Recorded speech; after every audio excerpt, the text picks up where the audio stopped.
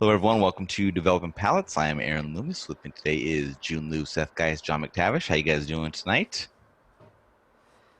I'll be honest, man. Normally I just say, everything's doing great, but this is one of the worst days I've worked in like over a year. So there's Nice. that.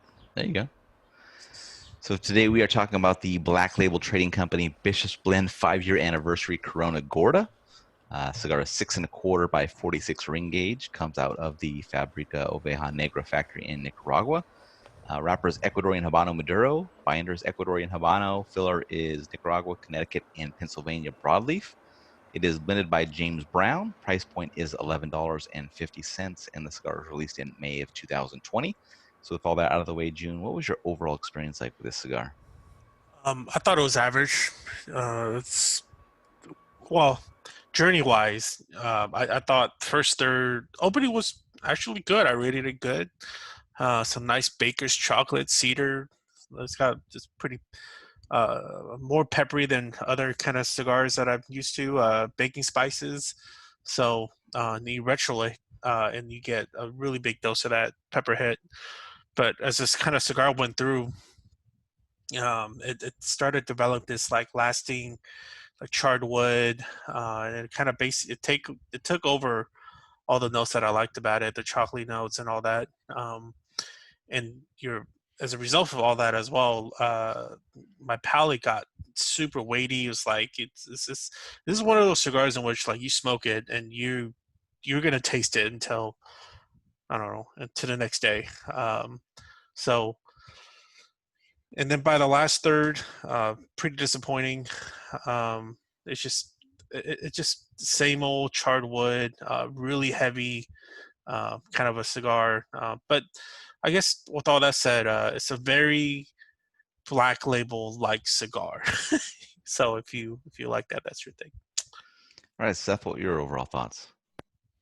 Yeah. I thought it was kind of And then you froze. overall. Oh, there it Well, goes. shit. Fuck. You're good. I think I said reset my Wi-Fi. The final third kind of really killed the cigar. Otherwise, I thought it would have been an average cigar. I don't know if that's a compliment or not, but it's just the first third kind of delivered these like walnut, almond, peppery bacon spice flavors. There's a little bit like this twang to it, and it kind of continued into the second third. But in the final third, I got this like sour, creamy profile that was just really unpleasant, to the Sour point where I just creamy couldn't keep profile. smoking the cigar. Dude, it wasn't like sour cream though. Like I like sour cream. It was like the sour cream, which is kind of the same thing, I guess. But it's So it's just like Christopher Walken explaining the last third. yeah, exactly. So, but I just wasn't blown away by the cigar. I don't think mine was. I think there was something up with mine compared with the ones you guys smoked. Medium bodied, medium strength, kind of John, an how? average to subpar cigar, in my opinion. All right, John, what were your thoughts? It was good. It was good. The flavor combined, I didn't get it really much of the flavors that anyone else is talking about. I thought it was very desserty. I agree that it was fairly medium bodied and medium strength throughout, which is surprising. James tends to blend in the medium full to full category, and that's certainly where the previous year's releases have been, and I'll get into that in our longer segment. Maybe the note that Seth was talking about a last third, I described it as a maltiness, like I don't know how to describe that, but like that malty like beer malt. So there is a little bit of a sour component to that, but I thought it was balanced out and enjoyable. The draw was quite good. The burn required a little bit of love. I had to relight and a touch up, which is unfortunate, but could very well be because these cigars like pretty brand new from the store and really haven't had a lot of time to sit, so that's always a possibility. But overall a good experience. Aaron, what about you? Yeah, the cigar for me started out with a nice first third, had a unique combination of flavors, but by the second third, some of those flavors started to drop out, kind of drop down to the average enjoyment level. Um, Strength level was quite a bit lower than I was expecting. As you said, John, like these are more kind of medium full to full, and this just didn't hit that level for me. So it was kind of I don't want to say it shocked me, but it was just like, okay, it's just not going to be what I was expecting in regards to that level. But I liked how the cigar started. I'd be open to smoking this on occasion. Probably not something I'd go back to frequently, but I thought it was an interesting cigar. Definitely a bit of a change of pace in regards to the strength level for this line, I think even. So I thought it was okay. Let's get into the scores. Start at the top with John at 6.82. Jiunn and I both gave it a 5.70, and Seth gave it a 4.78. So, John, how'd that 6.82 match up for you? Sounds right. I think that that's a good score. Again, I'll talk a little bit more about it in the recap, but even at a 6.82, I'm a little disappointed. I was expecting the cigar to be better. I think previous years' releases have been better just because of that intensity. But for this cigar, 6.82 sounds about right. All right, Jiunn, 5.70. 5.70 is a average cigar for me. What I forgot to mention was I had a terrible burn. 2 complete relights, multiple touch-ups, hard buildup on the head. So not so good. Something like that for me is a cigar that I will probably not go back to. It was just pretty much everything about this. A lot of things about the cigar just didn't hit for me. So pass.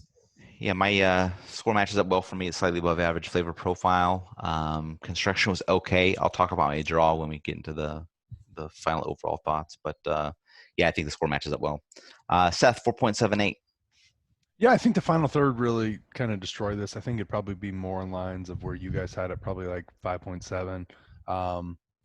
I think overall, I think if other samples, it'd probably be more of an average. This experience adds up. Definitely not. I mean, I think if John says that Black Label stuff's better than this typically, then I'm going to believe him. So, all right, John, what do you want to get into here? Yeah, so I mean, there's two things. One, you commented on it, I commented on it, that this is kind of outside of the typical blending strength and profile that James typically would do. Not, mostly for the black work stuff, but absolutely for Bishop's Blend. I would say the floor for previous year's releases of Bishop's Blends was medium full. And I think, when you think about, and again, this is going to sound like I'm totally shitting all for James and the cigar, but we're critiquing. It's a critique. When you're doing a 5-year anniversary blend, it's got to be something special. And, maybe the thinking here was blend it more medium so it's more approachable for a wider audience. But when I tend to think of an anniversary cigar, I tend to think of this has to be something that is elevated from what you've done in previous years. Now, I know they've got the Lancero version of this, and we have not smoked that. But even on the non-Lancero version, I guess I was going into it with an expectation of being at the same level as previous years or more. So I was a little disappointed, even though a 6.82 is certainly a fantastic score. Yeah. I had an interesting experience with a cigar pre-light and initial light. When I cut the cap and I tried to take the pre-light draw, the cigar was completely plugged. So I said, all right, I'll go ahead and put flame to the foot, see what happens. Sometimes as soon as that happens, you get a little bit more openness to it. Still completely plugged. This has an interesting head to it where it's kind of almost like a triangular head or like a bit of a cone shaped. And I just think that the way the glue was maybe applied to the head of this one, it just kind of seeped into the tobacco near the head. And it was just a bit like binded up. I just kind of did a couple quick pokes and then the draw was fine. So it was just an interesting, I had never had that kind of experience where maybe the glue had kind of like just binded everything up, but kind of sealed the top a little bit underneath the head, but that was interesting. And I gotta get props to people that could smoke this, like multiples of this kind of profile in a day, every fucking day. Like that is just what is the fuck? Hi, I'm the target audience. Hello, it's me. I mean, it's me, your target. That's cool for them. Yep.